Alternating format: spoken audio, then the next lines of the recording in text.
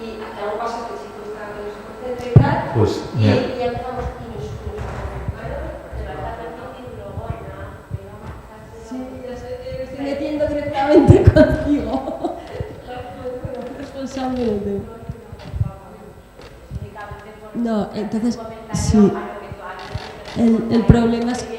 Sí, ya lo sé, pero el problema es que nos encontramos tarde con la información y aunque tengamos, o sea, normalmente si no hay ninguna situación especial, pues no pones tampoco, aunque lo deberíamos de hacer, pero para las clases presenciales pues no pones ese mayor esfuerzo, sobreesfuerzo, porque como muy bien comentaba Alejandro, es un sobreesfuerzo para el profesor el adaptar todos los materiales, porque aquí no hay ningún servicio de apoyo que a mí me conste, ¿no?, que haga todo esto tan maravilloso que hemos visto.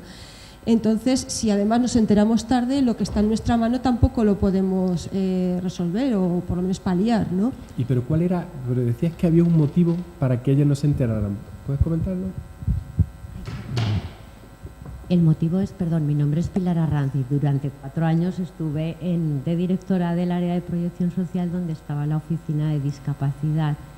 Aparte, como docente, yo soy del área de DOE y de educación especial, con lo cual, pues, he dicho 2 veces, voy a decir algo, pero digo, no me callo. Pero gana ya, ahora, ¿verdad? Me ha dado pie en ese sentido a que entiendo que se habrá continuado avanzando en este año y pico, pero se avanzó mucho, pero topábamos también con el derecho que tiene el estudiante a negarse a dar los datos. Con lo cual, al menos cuando yo estaba, sí que se enviaba no tiene, por supuesto, ni siquiera la mínima obligación. Cuando una persona con el certificado de discapacidad se matricula en la universidad, puede ir a la oficina de discapacidad o no. Muchos no van, porque además hay personas con discapacidad pues que es un problema de una enfermedad, una diabetes, un problema de un riñón, etcétera, que implica exención de tasas, pero no...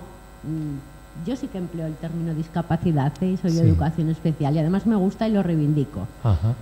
Hay mucha gente que lo hace. Y entonces, en ese sentido, ese estudiante que sí que tiene unas necesidades muy evidentes, por lo general ya ha tenido apoyos anteriormente, en secundaria, en bachillerato y a lo mejor en primaria, con lo cual yo siempre digo que son unos héroes, porque si llegan a la universidad es porque tienen muchas capacidades y de seguir adelante a pesar de los obstáculos. El problema con los Asperger es que están diagnosticados muy recientemente, están apareciendo en los últimos, y eso lo sabréis vosotros también.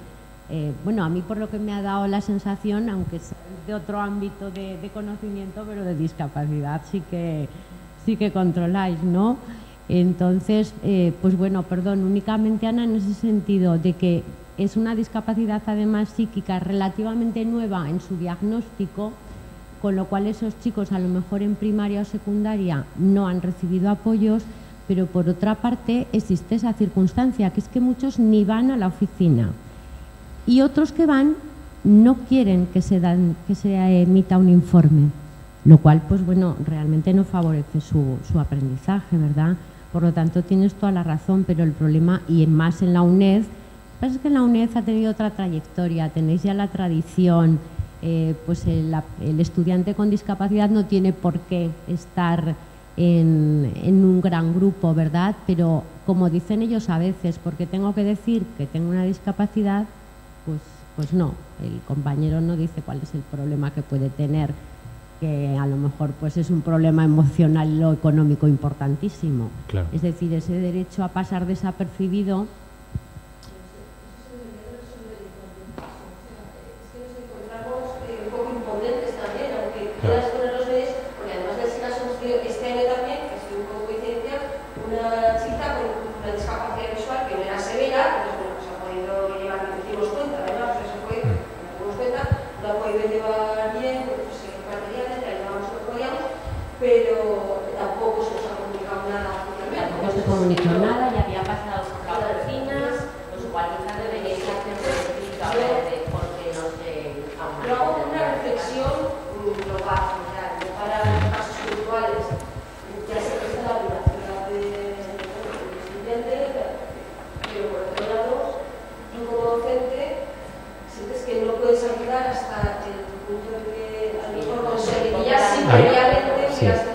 La tecnología, si pensáis un poco en las personas que están detrás del uso de la tecnología, sea cual sea su diversidad, no os podéis imaginar para algunas personas lo que ha supuesto, ¿vale? Esas personas que estaban totalmente mediadas o que tú la miras desde arriba porque va sentada o porque tiene un tic o porque es paralítico cerebral y no controla el movimiento, de repente está contigo en un curso, es inteligente y es igual que otro, es exactamente igual que otro. Entonces esa persona es que ahí recibe una satisfacción, un trato por primera vez en su vida equilibrado, que lo valora muchísimo. Pero luego, por ejemplo, en el caso del síndrome que mencionáis, lo he aprendido a través de mi mujer y ya digo que es que ha ocurrido.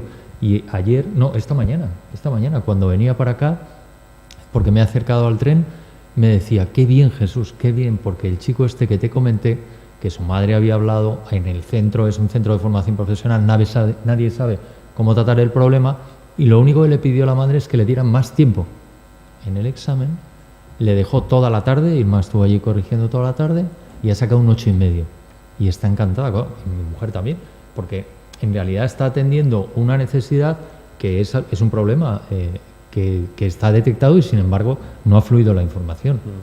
Yo creo que el flujo de la información es un problema muchas veces. En primer lugar, yo entiendo lo que decís. En el proyecto Inforol se detectó que uno de los principales problemas que muchos estudiantes con discapacidad tienen es la relación con el grupo.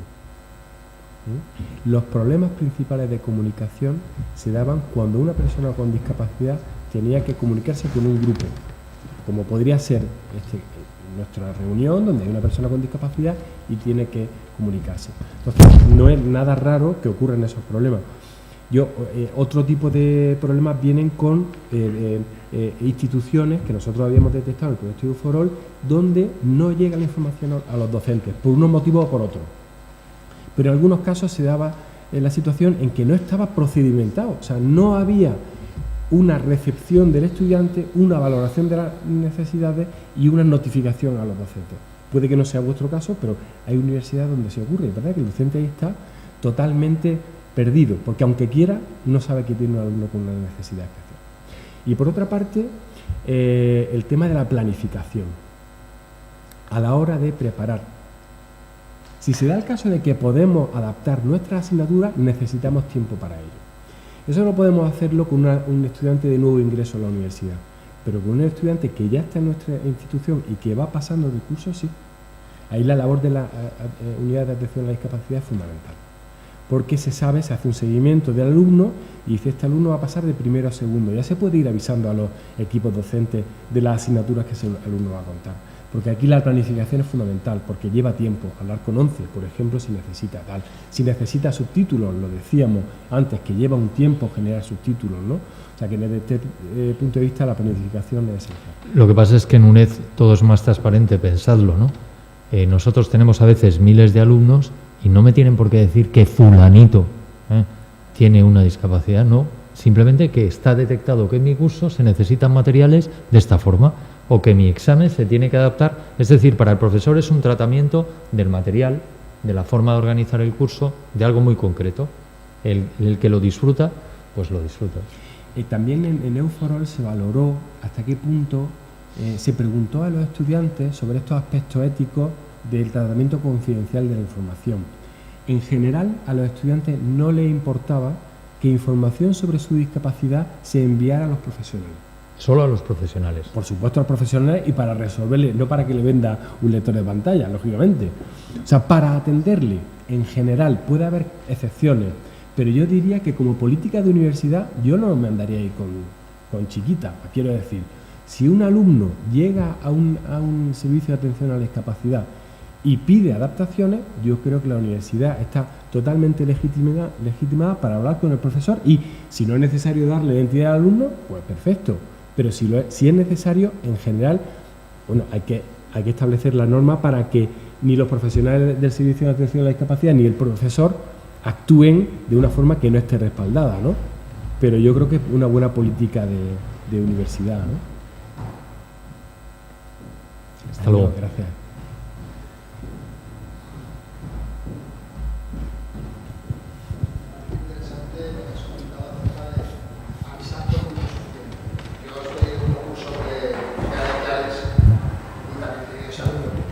Nos comentan y El problema es que nosotros nos enteramos también tarde, pero es que lo gordo es que nosotros creíamos que era sordo. O sea, nos habían filtrado desde el equipo de Canal, porque estoy en el equipo de Canal, habían dicho que teníamos este año un alumno sordo a principio de curso.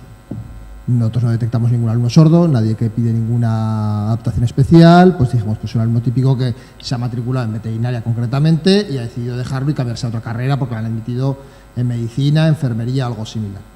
Con lo cual, cuando nos lo dijeron, tanto mi compañera de asignatura como yo, empezamos a plantearnos, subtitulamos vídeos que tenemos para la asignatura, las prácticas con ordenador, incorporamos una webcam para que nos enfoque a la boca y pueda leernos a vez que le damos la explicación en la pantalla en las prácticas, hacemos un sistema de doble pantalla para que nos vea la cara a la vez que le explicamos en el ordenador. O sea, nosotros, a pesar de estar en primero, nos planteamos una serie de medidas para adoptar. Nuestra sorpresa es que no era sordo. El problema es que es un Asperger. Entonces ya las consignas que son de adaptación son que le demos más tiempo en el examen. Nos han dicho otra cosa. Lo que has estado mencionando, no sé si lo que tendría que hacer esto o aquello o lo de más allá. Si os fijáis en el estándar y en el formulario que rellenaba el alumno, ¿le preguntaban si era sordo? ¿Si era ciego? No, le preguntaban qué necesidades tenía. El profesor lo que necesita es saber qué tipo de adaptaciones tiene que tener, porque es que el ser sordo hay una escala infinita. O sea, desde lo que es un prelocutivo a otro que no lo es, y las necesidades son distintas. Persona que no ve, persona de baja visión, persona que necesita, ¿entendéis? O sea, lo que hay que identificar es qué tipo de adaptación hay que dar, no poner la etiqueta de sordo, entonces asumo que necesita estas cuestiones. Evidentemente, por ejemplo, el síndrome este que hemos mencionado antes sí que tiene asociado una serie de patrones, que eso es lo fundamental, identificar, mira, tienes que dar más tiempo en el examen a una persona, ¿vale? O, por ejemplo, un sordo prelocutivo que tiene dificultades en el entendimiento, mira, si no te importa, y si te importa también, porque es bueno para todos, haz mapas conceptuales en la asignatura, porque este tipo de personas tienen problemas, si no, para entender ciertos conceptos. Ese tipo de cuestiones, ¿no?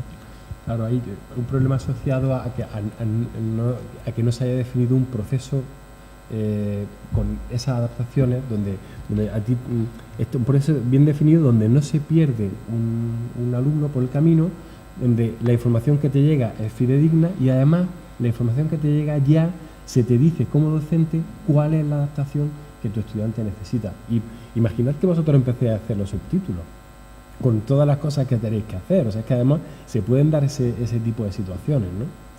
Y hombre, el caso de un Asperger a lo mejor es que es difícil también saber qué tipo de adaptaciones.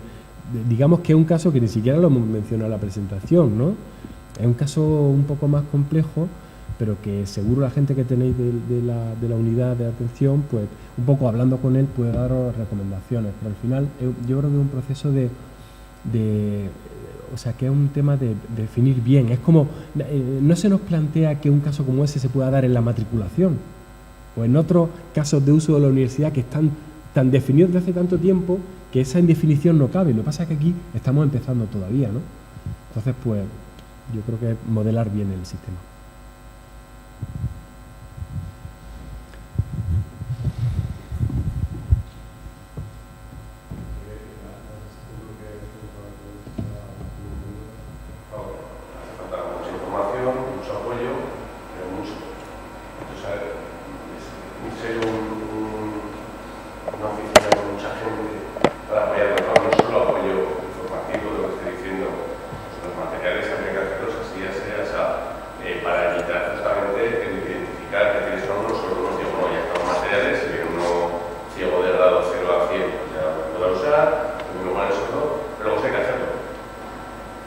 Desde mi punto de vista es que vamos, insisto, en dónde estamos y hacia dónde vamos, ¿no? Si os fijáis, la UNED, claro, está mediada por tecnología desde el principio y parece que vamos delante y por eso no hemos tenido más remedio que afrontar una serie de retos. Pero si nos damos cuenta que cada vez más vuestros alumnos vienen menos a clase, ¿vale? Interactúan más de otras maneras y pueden venir a clase para cuestiones puntuales, o para sesiones de trabajo, ¿no? Interactivo. Pero un planteamiento distinto de lo que es la clase de hoy en día. Entonces tú como profesor tendrás que generar materiales, tendrás que generar servicios y tendrá la universidad, sin lugar a duda, que estandarizar cómo lo hace. No ya estas cuestiones que estamos hablando aquí, todo el desarrollo educativo. Entonces yo creo que es un proceso paulatino en el cual hay que incorporar naturalmente las cuestiones de diversidad. Pero yo creo que es algo que nos está afectando y cada vez nos va a afectar más. Yo creo que empezar es poco a poco. O sea, ¿por dónde hay que empezar? Pues yo creo que hay que empezar caso a caso y, o sea, yo creo que depende mucho de cuánto tiempo lleve la institución tratando la accesibilidad y a qué cosas te comprometas. Yo diría que en principio hay que empezar por saber, es como un diagnóstico y un plan de acción, ¿no? ¿Qué tenemos que empezar? Tenemos que empezar a saber cuántos alumnos tenemos con discapacidad en nuestra universidad. Eso es fundamental. Hay universidades en España que no lo saben. Luego, habrá que empezar por lo básico. ¿Qué materiales necesitan? Y lo que ocurre es que parece como un mundo, pero la realidad es que te vas a encontrar con caso a caso. El primer año pues vas a tener un estudiante ciego. Hablarás con la ONCE. La ONCE tiene, por suerte, son el caso de alumnos que tienen un apoyo institucional, de instituciones externas a la universidad más potente, ¿no? Bueno, puede ser un buen caso porque te van a dar libros en braille o libros DAISY, te van a recomendar cómo son las adaptaciones. O sea que yo creo que parece un mundo, pero luego lo que hay que tener es, lo que no cabe duda es que hay que profesionalizar la unidad de atención a la discapacidad. Y tiene que haber gente que conozca las adaptaciones, tanto desde el punto de vista tecnológico como pedagógico, con los alumnos, al menos una persona. Y esa persona empezará poco a poco a trabajar, pero la profesionalización es fundamental. Y ha dicho Alejandro al final algo que me permite introducir una cuestión fundamental, ¿vale? Porque yo comprendo la perspectiva de vuestras universidades y la nuestra. Estamos hablando en el 2014, ¿de acuerdo? Y la unidad empezó en la UNED en el 2000. En el 2000 había una persona, esa persona que tú has mencionado. Recuerdo una vez que fuimos a Brasil, que la universidad más grande de enseñanza abierta, que está en el estado de Río de Janeiro, nos pidió asesoría y nos eligió entre todas las universidades del mundo. Y yo no entendía nada. Digo, pero si habéis ido a las mejores, o sea, la Open University, por ejemplo, en temas de materiales que son muy buenos, u otros, ¿por qué habéis elegido a la UNED? Y dice, porque empezasteis igual que nosotros. Vale, empezaron con muy pocos recursos, la UNED empezó con muy pocos recursos y ha ido creciendo. Ahora, lo que hablamos aquí Alejandro y yo, es una exigencia a nuestra universidad con 8.000 alumnos matriculados, ¿entendéis? Pero en otras universidades el número de alumnos es muy inferior y lo que se necesita es la sensibilización y, al menos, como ha dicho Alejandro, una persona. Nosotros empezamos con una persona y tenerlo en cuenta en el proceso. Es simplemente esto. Quería hacer una pregunta. Habéis estado hablando de lo relativamente sencillo que es poner subtítulos en YouTube. El problema que veo es que la mayoría de vídeos que generalmente se van a utilizar no son tuyos. Entonces, ¿habría alguna forma o hay que pedir permiso al autor? Y esto es extrapolable no solo a los vídeos, sino sería extrapolable a todo el material. A veces no reside en la misma persona la capacidad que tenemos. O sea, igual nos puede interesar transformar un material que vemos en Internet, nos puede interesar eso, nosotros hacerlo accesible. El problema es que legalmente no creo que sea muy sencillo, a no ser que nos pongamos en contacto con el autor y él nos dé permiso. Si nos podéis hablar un poco de... Sí, realmente cuando ocurre eso, a YouTube ya sabéis por lo que va, o sea que cada vez van a ser mejores esas transcripciones, sin lugar a duda, porque tienen interés económico en ello, ¿eh? Con lo cual, eso hacia el futuro, bien. Pero indudablemente hay a veces, pero no solo en ese caso, en otros, que no tienes más remedio que llegar a la fuente y pedir la autorización o comentar el problema. Sí, es un tema abierto. Pero yo no creo que sea, o sea, legalmente no creo que haya ningún problema en añadir subtítulos a un vídeo de YouTube y se puede hacer. Mirad, aquí hay un software que se llama Amara y que es un software en red, es amara.org. Este es un software que estuvo financiado inicialmente por los proyectos de investigación de Mozilla. Aquí tú puedes subtitular cualquier vídeo de YouTube aunque no sea tuyo. O sea, simplemente tú eliges un vídeo y tiene Sí. Claro, yo es que creo que el que ha dicho que se pueda no es que puedas. Bueno, es que tú no estás... Bueno, yo...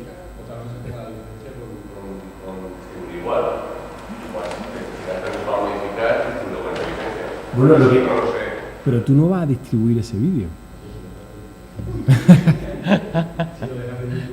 No, si es que el vídeo ya está en YouTube. pero es que el subtítulo, vamos a ver, el subtítulo es un objeto electrónico independiente del vídeo. Sí. Se dedicó a subtitular vídeos de música en inglés, que ya los traducía, los subtitulaba, los volvía a colocar en su página de YouTube. En su página. Sí, claro. Bueno, aquí no tienes que hacerlo en tu página, ¿eh? Ya estás utilizando el vídeo. Ya, pero es que el matiz es muy importante. Hay problemas, legales. Ya se ha resuelto bien la cosa, pero no es... Pero aquí, insisto, no estás utilizando tu página. Y luego lo que pasa es que el vídeo queda vinculado, te aparece como una alternativa más. No, pero el caso es que añade a un canal de YouTube también. Tienes que dejar algún sitio subtitulado. No, se queda aquí y aparece como un enlace adicional.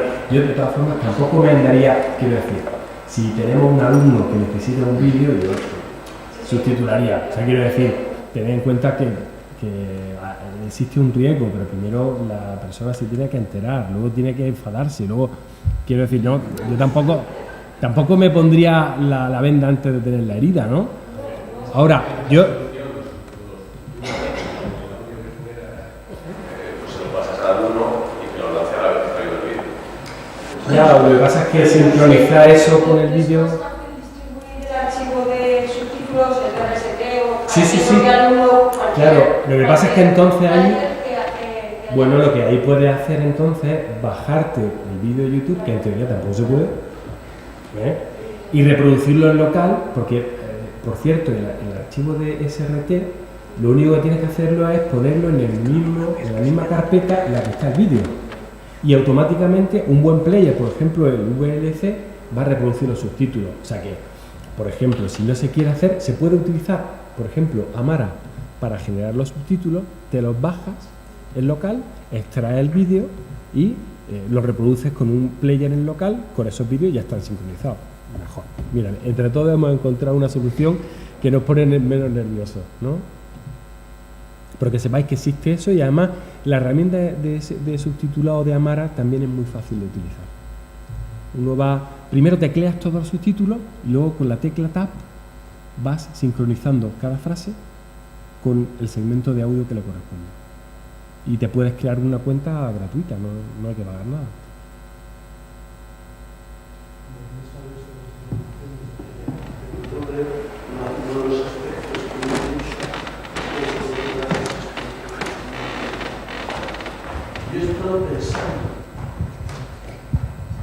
Yo estaba pensando que lo que hablaba esta mañana, yo no sé por qué no nos dieron el premio a nosotros, ¿no? ¿Por qué me dieron el premio a mí? Y luego estuve pensando, cuando estaba haciendo las evaluaciones de este año, hombre, yo me molesté en poner en cada una de las imágenes que tenía la dirección, la autoría, y por supuesto en todos los sitios de todo aquello que estaba detrás del Commons. A lo mejor esa es una de las razones. Sí. Hombre, y la accesibilidad tiene muchas implicaciones con los derechos de autor. O sea, no es este el único caso. Este que mencionas me parece un buen caso y hay más. Yo creo que ahí, en general, la ley tiende a estar del lado de las personas con discapacidad. Por ejemplo, la ONCE puede escanear un libro y nadie les puede perseguir por ello, porque el objetivo es, por ejemplo, pasar ese libro a braille o generar un archivo de voz asociado a ese libro. O sea, hay cosas que se permiten, ¿no? Ya, habrá que estudiarlo con más detenimiento, sobre todo si se quiere hacer una política de universidad a este respecto. Por supuesto, la universidad tiene que estudiarlo bien para no entrar en ningún conflicto, pero ahí yo creo que la legislación está más bien del lado de la accesibilidad. Por suerte, ya eso nos faltaba. Tienen un intercambio con los ciegos de otros países, con las sociedades de ciegos, y sí que les pasan mucho material, por ejemplo, narrativa, música, en el otro idioma, y gratuitamente, incluso luego nos lo pasan a nosotros. Tenemos una serie de audiolibros y libros de lectura, sobre todo, completamente gratuitos, que se pasan de Francia, de Italia y que llegan aquí. Y ellos sí que lo utilizan, por ejemplo, y varios materiales. Muy bien, muchas gracias. Y además esas redes un poco de colaboración entre alumnos funcionan muy bien, de intercambio de información. Ahí no pondría el alumno la mano en el fuego porque todo fuera muy legal, pero funciona. Pero bueno, yo tampoco me preocupo mucho eso, ¿no?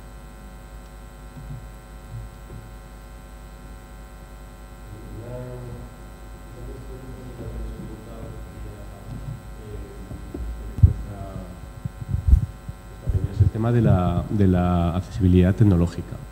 Más allá de la accesibilidad para discapacidades físicas o psíquicas, claro, yo entiendo que es muy complicado, ¿no? Pero el tema cuando tú generas unos materiales que sean accesibles desde cualquier plataforma, ya habéis comentado antes que en otras plataformas cumplen los estándares para que sean accesibles los contenidos, y luego los formatos, claro, porque no en todos los dispositivos, y más ahora con el tema de dispositivos móviles y smartphone, también para smartphone, pues que los contenidos sean accesibles también tecnológicamente, ¿no? Las plataformas cumplan los estándares y los formatos sean adecuados para que se vean en cualquier dispositivo, con la cantidad de sistemas operativos que hay en dispositivos móviles, en navegadores, que para ver un determinado vídeo necesitas un plugin que con un navegador ya automáticamente te lo actualiza y con otro no, y lo tienes que, en lo que se te ve con un navegador con otro no se te ve. Entonces un poquito comentaréis ese aspecto. Digamos que desde mi punto de vista es un tema que tiene que ver también con la propia evolución de la tecnología, ¿vale? Antes ha mencionado Alejandro el HTML5 y el player que tenemos. Bueno, pues gracias a eso los materiales son mucho más accesibles que si íbamos con la tecnología vieja, ¿no? Entonces digamos que es un proceso, una evolución natural, y lo que sí que el docente tiene que tener claro son las pautas para que su material sea en fuente accesible. Lo otro es un tema mediado pues por plugins, por acoplamiento a hojas de estilo que salen para móviles, web embebida, ¿entiendes? O sea, es un poco entrar en otro tema que es más tecnológico, pero que tiene que tener de origen una fuente que sea accesible, que eso es lo fundamental. Y se utiliza en general, bueno, eso que estás mencionando es un mundo, y las empresas se están peleando porque su contenido se pueda llevar a, o sea, quiero decir, no, yo creo que nosotros no podemos dar ahí una solución. Lo que sí es verdad es que las estrategias que se utilizan para que un contenido web sea accesible se parecen mucho a las estrategias que una empresa tiene que utilizar para publicar sus contenidos en un teléfono móvil, en un ordenador o en una televisión inteligente. Fundamental separar el contenido del contenido de la presentación, digamos. Utilizar hojas de estilo y utilizar una hoja de estilo, por ejemplo, para un dispositivo móvil y otra hoja de estilo para un ordenador personal. Y esas tecnologías son las recomendadas por el Consorcio de la Web para la accesibilidad. O sea, lo que pasa es que la visión que yo estoy dando es muy simplista, pero la base, yo estoy seguro que es mucho más fácil transformar una web desde su versión laptop o de su versión ordenador a una versión teléfono móvil, si de origen ya es accesible, que si no lo es. Porque si es accesible, es seguro que estás utilizando tecnologías del W3C. O sea que, en cierto modo, están relacionadas, pero lo que dices pues tiene muchas implicaciones tecnológicas, y desde el punto de vista de las apps, por ejemplo, ¿no? Las aplicaciones, ¿no? Que la gente tiene que sacar una app y sacarla para iOS, sacarla para Android, para Windows, ¿no? Entonces, pues que sea un tema abierto, pero desde luego la accesibilidad ahí no es un obstáculo, sino todo lo contrario. Sí, y muy buenas estrategias de ingeniería de sistemas de información. O sea, muy buenas estrategias de eso, de separar contenido y presentación, hojas de estilo, y muy buenos diseñadores para mejorar la usabilidad de los sistemas, ¿no? Ahora que decía lo de los formatos, yo creo que no deberíamos olvidar daros esta referencia.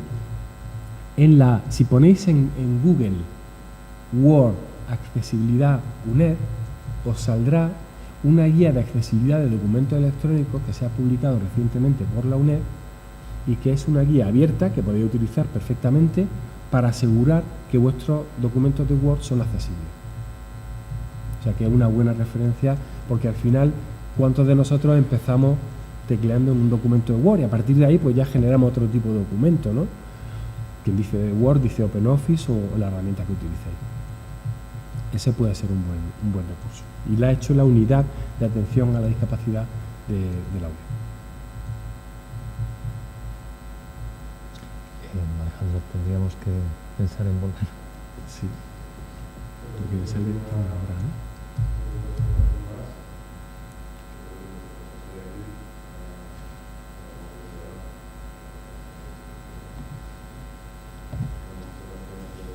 A vosotros, sin lugar a dudas.